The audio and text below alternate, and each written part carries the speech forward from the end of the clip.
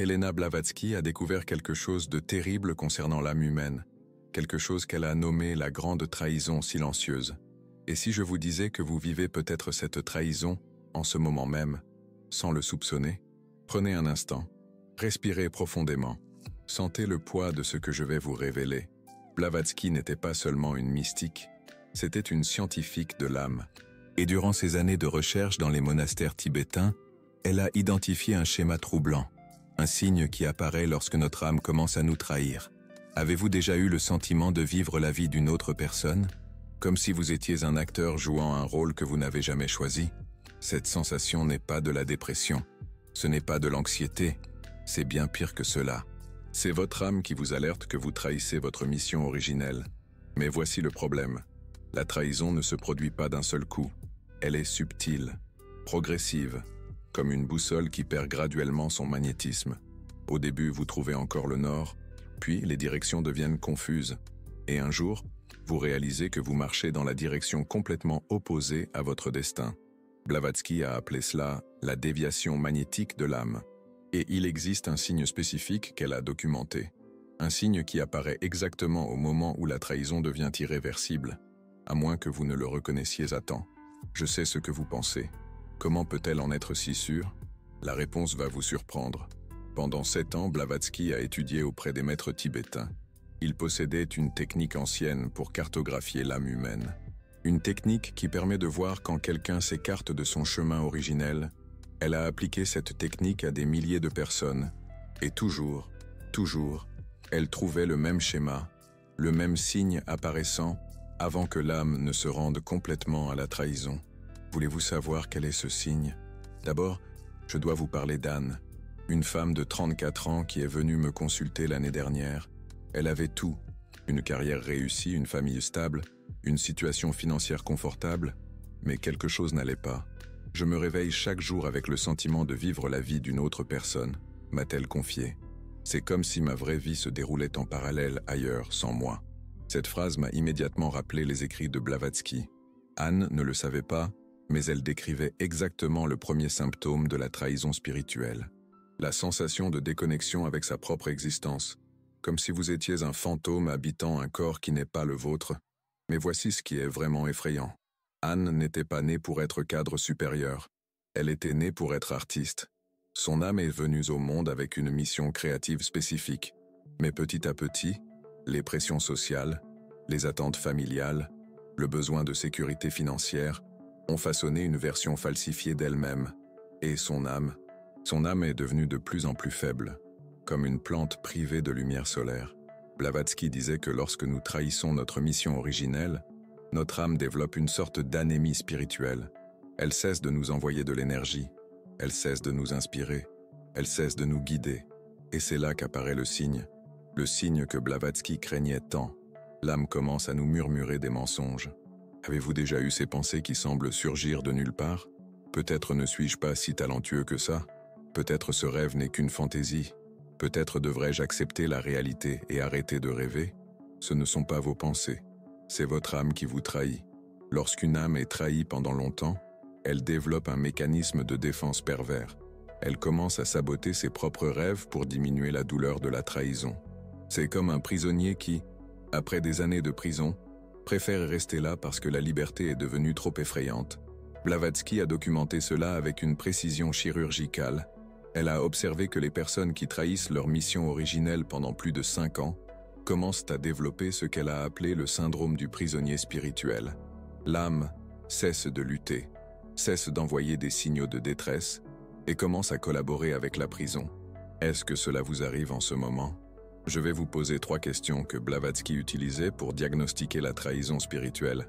Soyez honnête avec vous-même. Première question. Quand avez-vous ressenti pour la dernière fois une énergie inexplicable? Une inspiration qui semblait venir d'ailleurs? Une certitude profonde concernant quelque chose que vous vouliez créer ou faire dans le monde? Si vous n'arrivez pas à vous en souvenir ou si cela fait plus de 6 mois, votre âme pourrait être en train de vous trahir. Deuxième question. Vous surprenez-vous à justifier votre vie actuelle avec des arguments rationnels? Je dois être pragmatique. J'ai des responsabilités. Je ne peux pas me permettre de rêver. Si oui, attention. Ce sont les murmures de l'âme trahie qui tente de vous convaincre que la prison est confortable. Troisième question. Lorsque vous pensez à l'avenir, ressentez-vous plus de peur ou plus d'excitation? Si la réponse est la peur, votre âme est déjà en processus avancé de trahison. Elle vous prépare à une vie de résignation. Mais voici ce que Blavatsky a découvert de plus important. La trahison n'est pas irréversible. Il existe un point de retour, un moment où il est encore possible de se reconnecter avec la mission originelle. Le problème, c'est que ce point a une date limite. Anne a eu de la chance. Elle est venue me consulter à temps. Lorsque j'ai appliqué les techniques que j'ai apprises en étudiant Blavatsky, nous avons découvert que son âme envoyait encore des signaux faibles, presque imperceptibles, mais toujours présents. Et savez-vous quel était le signal le plus fort? Elle faisait des rêves récurrents où elle se voyait peindre.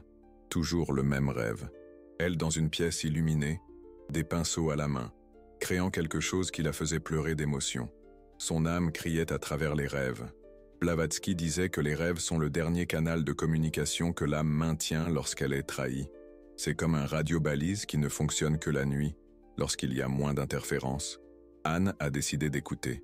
Petit à petit, elle a commencé à réserver 1 heure par jour pour peindre. Au début, c'était des gribouillis sans signification. Mais au fur et à mesure qu'elle honorait ce temps sacré, quelque chose d'extraordinaire s'est produit. Son énergie est revenue, son inspiration a ressuscité. Et pour la première fois depuis des années, elle a senti qu'elle était vraiment vivante. Mais tous n'ont pas cette chance. Je dois vous parler d'Antoine, un homme de 42 ans qui a laissé la trahison aller trop loin. Antoine était musicien, ou du moins, il aurait dû l'être. Mais à 25 ans, il a abandonné la musique pour travailler dans l'entreprise familiale. C'était le choix raisonnable, m'a-t-il dit lorsque nous nous sommes rencontrés. La musique ne paie pas les factures. Lorsqu'Antoine est venu me consulter, cela faisait 17 ans qu'il n'avait pas touché un instrument. Lorsque j'ai appliqué les techniques de Blavatsky, j'ai découvert quelque chose de terrible. Son âme avait complètement abandonné. Il n'y avait plus de rêves, plus de murmures, plus de signes. C'était comme examiner un corps en état végétatif, techniquement vivant, mais inconscient. Antoine vivait ce que Elena Blavatsky qualifiait de mort spirituelle en vie. Son âme s'était retirée, et il ne s'en rendait même pas compte. Je me sens comme un robot. Antoine me confia lors de l'une de nos séances. Je me réveille, je travaille, je rentre à la maison, je regarde la télévision, je dors, et le lendemain, tout se répète, comme si j'étais prisonnier d'une boucle infinie. C'est la phase finale de la grande trahison silencieuse. Lorsque l'âme cesse de lutter et accepte la défaite, la vie devient mécanique, prévisible, sans couleur. Vous ressentez cela? Cette sensation de vivre? Sur pilote automatique? Si oui, je dois vous mettre en garde. Elena Blavatsky a découvert qu'il existe un délai, une limite de temps après laquelle la reconnexion avec l'âme devient presque impossible. Elle appelait cela la fenêtre de la dernière chance. Et cette fenêtre se referme pour beaucoup de gens en ce moment même. Pendant que vous écoutez ces mots, votre âme pourrait être en train de prendre une décision définitive concernant votre avenir. La question qui brûle les lèvres est « Combien de temps vous reste-t-il » La réponse dépendra de quelque chose que Elena Blavatsky considérait comme crucial, quelque chose qu'elle a découvert lors de ses voyages en Inde et qui a complètement changé sa compréhension du destin humain. Elle a réalisé que notre âme n'est pas seule dans ce voyage. Il y a quelque chose de plus grand qui observe, quelque chose qu'elle appelait le témoin silencieux. Et ce témoin a une patience limitée. Avez-vous déjà eu la sensation que quelqu'un vous observait, non pas de manière paranoïaque, mais de manière paternelle, comme s'il y avait une présence bienveillante mais ferme qui suivait vos choix? Elena Blavatsky disait que c'est le témoin silencieux. Et il est toujours en train d'évaluer si vous honorez ou trahissez votre mission originelle. Lorsque vous honorez votre mission, le témoin vous envoie de la synchronicité, des opportunités, les bonnes personnes, des portes qui s'ouvrent au moment exact. Lorsque vous trahissez votre mission, le témoin vous envoie des obstacles, non pas pour vous punir, mais pour vous réveiller, pour vous forcer à remettre en question le chemin que vous avez choisi. Le problème, c'est que beaucoup de gens interprètent ces obstacles comme de la malchance, comme une vie injuste, et continuent à insister sur le mauvais chemin, jusqu'à ce que le témoin se lasse.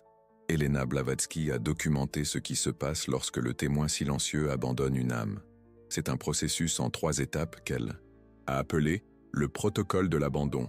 Première étape, les signes s'arrêtent, les synchronicités disparaissent, la vie devient neutre, ni très bonne, ni très mauvaise, juste, vide.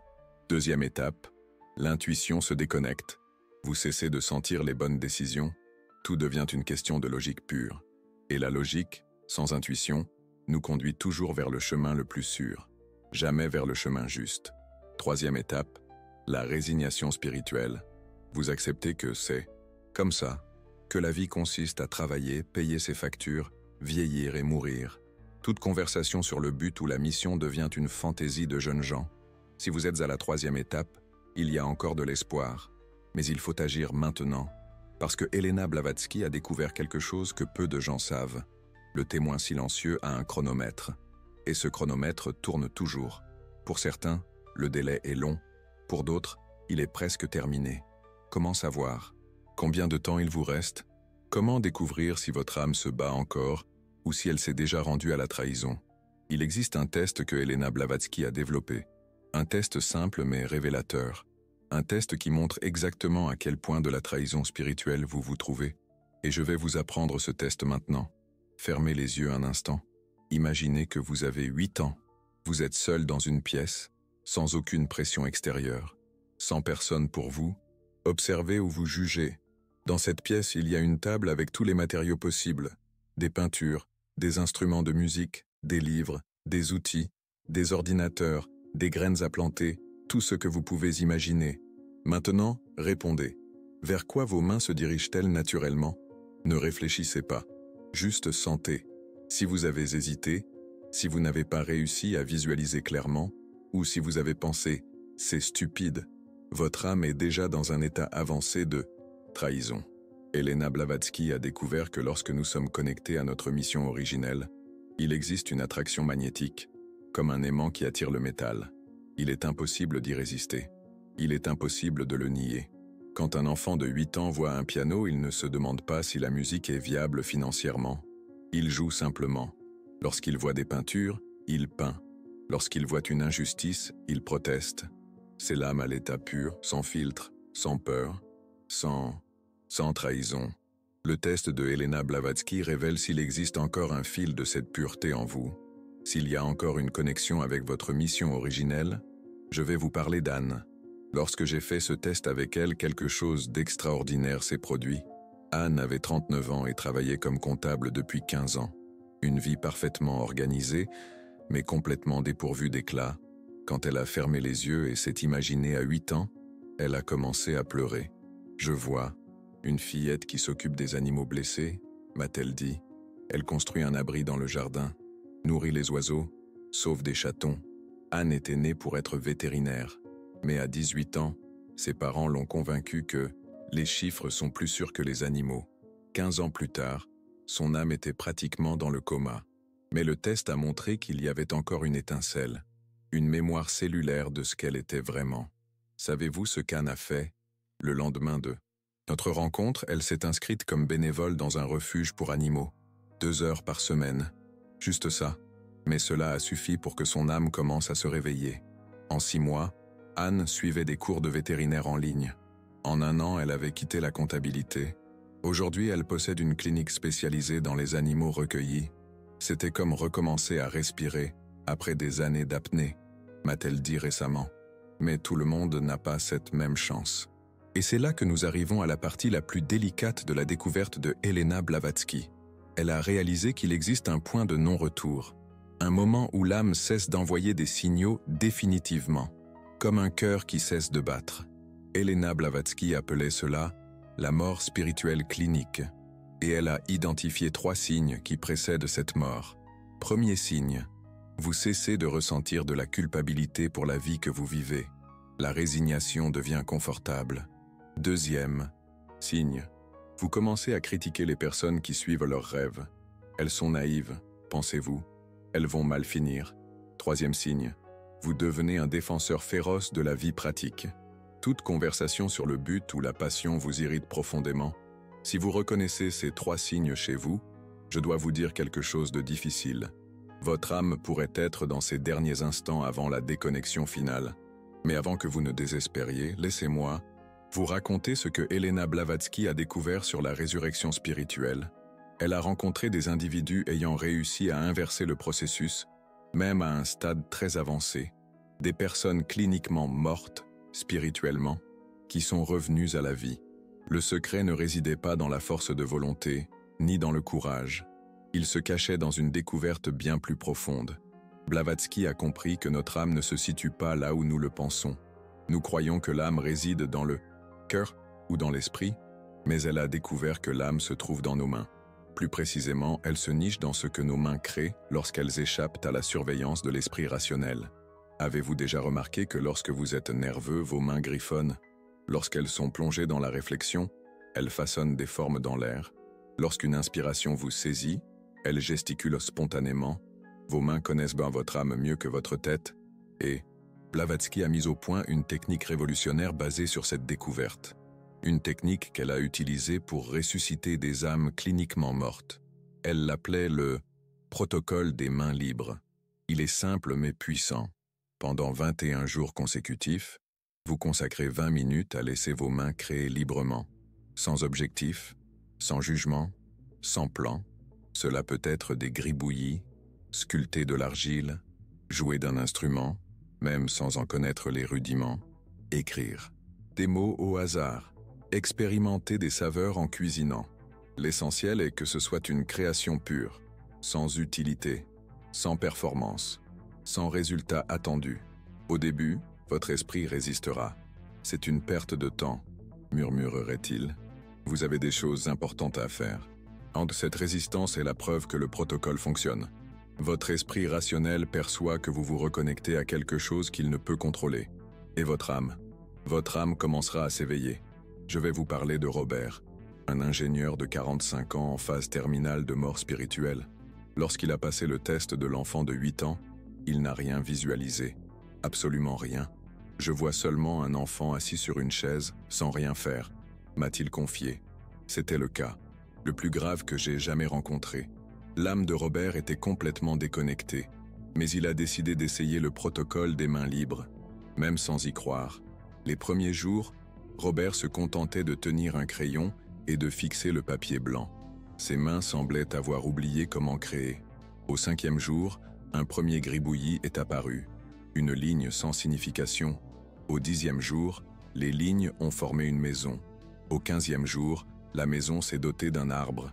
Au 21e jour, Robert avait dessiné toute une ville, avec des personnes, des animaux, des voitures, des nuages, et c'est alors qu'il s'est souvenu « Je voulais être architecte », m'a-t-il dit, les larmes aux yeux.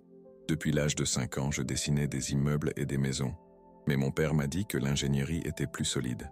20 ans plus tard, Robert projetait sa propre mort créative chaque jour, mais ses mains se sont souvenues, et lorsque ses mains se sont souvenues, son âme s'est réveillée. Aujourd'hui, Robert possède un cabinet d'architecture spécialisé dans les maisons écologiques. Et il m'a dit quelque chose que je n'oublierai jamais. Pour la première fois de ma vie, je me réveille enthousiaste à l'idée d'aller travailler. Mais il y a quelque chose que je dois vous révéler concernant le protocole des mains libres, quelque chose que Blavatsky a découvert et qui pourrait être déterminant pour vous. Le protocole a 2 résultats possibles, et vous ne saurez lequel ce sera qu'au 21e jour. Première possibilité, votre âme s'éveille et vous vous reconnectez à votre mission originelle, comme cela s'est produit pour Robert.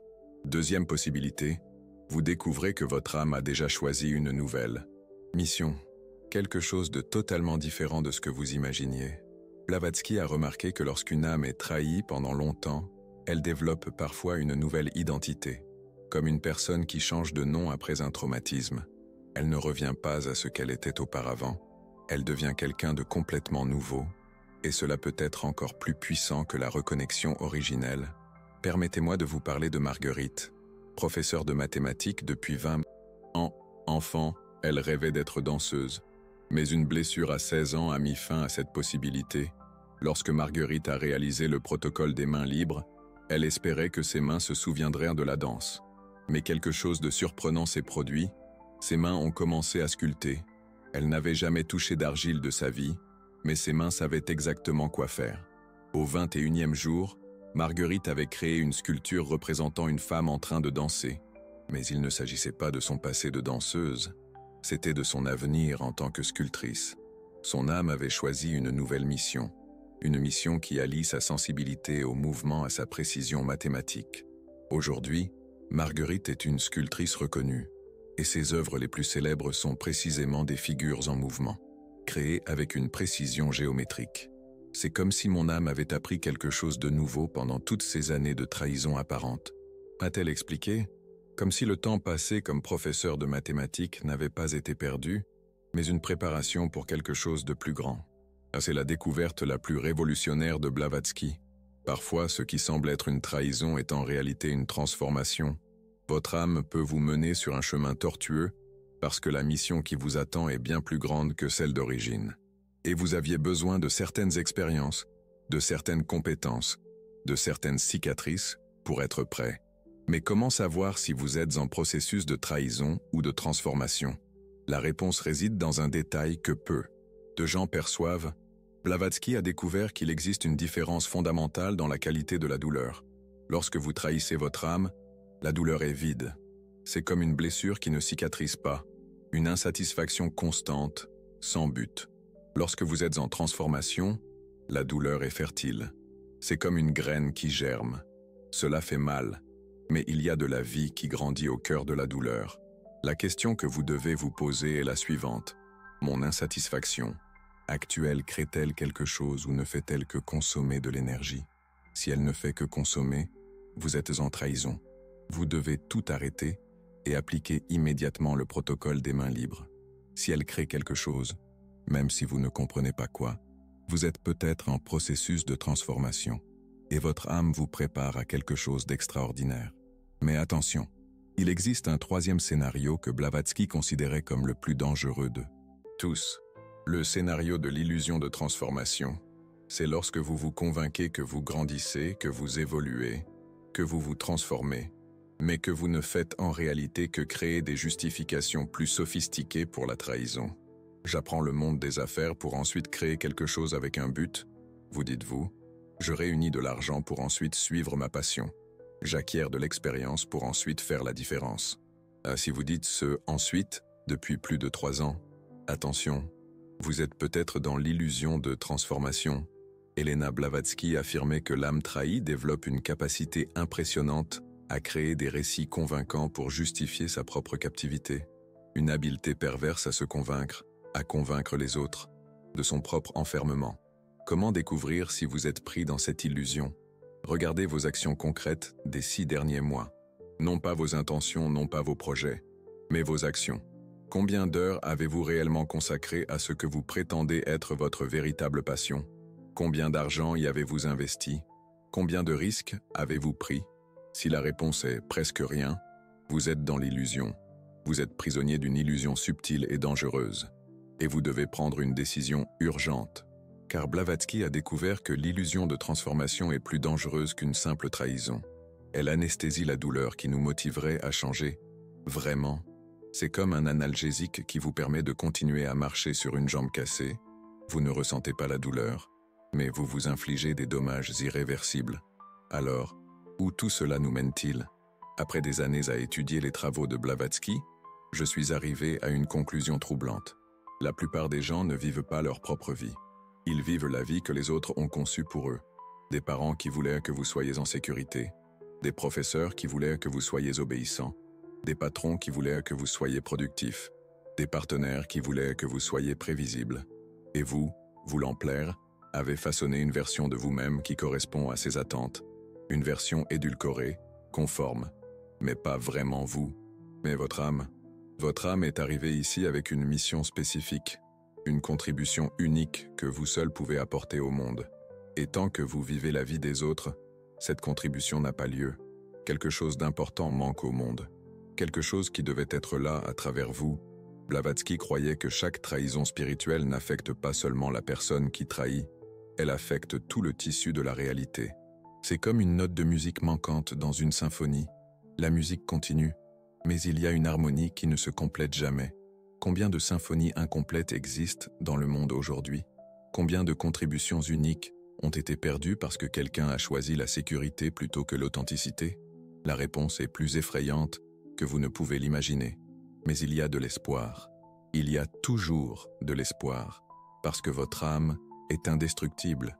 Elle peut s'endormir, elle peut se cacher, elle peut même faire semblant d'être morte, mais elle ne cesse jamais d'exister, et elle attend que vous preniez la décision la plus courageuse de votre vie, la décision d'arrêter de vivre la vie des autres et de commencer à vivre la vôtre. Peu importe votre âge, peu importe vos responsabilités, peu importe les années que vous avez perdues à vivre de manière inauthentique. Votre âme ne comprend pas le temps chronologique. Pour elle, vous avez toujours 8 ans. Vous avez toujours toute une vie devant vous. Vous pouvez toujours recommencer. Le protocole des mains libres que je vous ai enseigné n'est qu'un début. C'est comme allumer une allumette dans une pièce sombre. La lumière est faible mais suffisante pour que vous voyiez que la pièce existe. À partir de là, il vous appartient de décider si vous voulez allumer plus de lumière ou rester dans l'obscurité.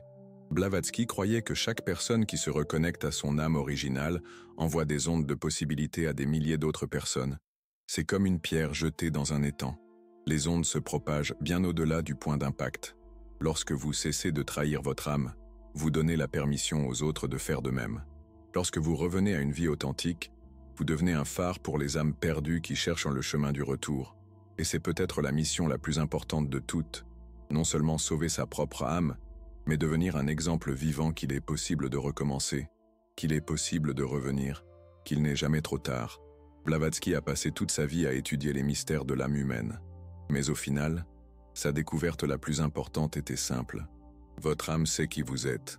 Elle l'a toujours su. Et elle attend patiemment que vous cessiez de prétendre être quelqu'un d'autre. La question qui ne veut pas se taire est: combien de temps allez-vous encore faire attendre votre âme ?